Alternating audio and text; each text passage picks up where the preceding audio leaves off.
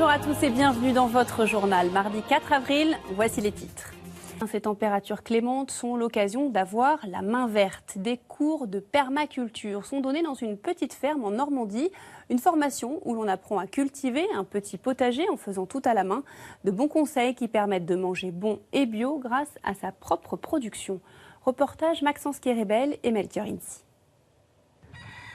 Le mot attire, fascine ou au contraire fait peur. Alors le mieux est encore de venir voir. Je veux que ça reparte au printemps, je peux pourquoi pas la mettre en pot. Créée en 2006, la ferme du Bec et Loin propose des ateliers de formation.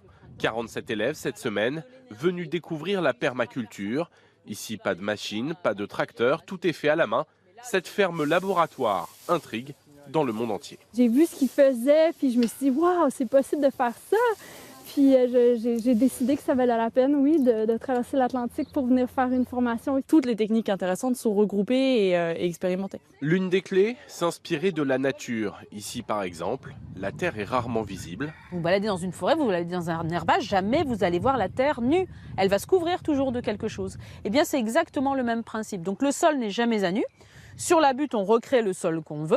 On va avoir des plantes en bonne santé, qui vont être hyper productives. Et pour produire beaucoup sur de petites surfaces, Perrine et Charles ont créé de petites buttes de terre sur lesquelles plusieurs végétaux cohabitent. On a une association de mâches que je suis en train de désherber parce qu'elles ont été récoltées et d'ail, voilà. On joue sur la complémentarité des végétaux entre eux, donc complémentarité de cycle, parce que la mâche a été récoltée bien avant l'ail, les restes de mâche, et donc cette culture a protégé le sol pendant l'hiver.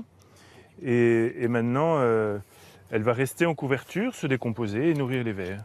Une terre protégée qui permet d'atteindre une rentabilité surprenante. La production commercialisée, en moyenne, là, sur le cœur intensif de la ferme, était de 55 € du mètre carré, alors qu'elle est de 3 ou 4 € avec un tracteur. Produire beaucoup, sans produits phytosanitaires, sans machines et sur de petites surfaces de 3 hectares maximum, et vendre les produits sur place. Tout cela pour deux objectifs, respecter la terre tout en permettant à l'homme de se nourrir. De la terre au panier, c'est bien tout un modèle économique en miniature qui se déploie ici, au cœur de la Normandie.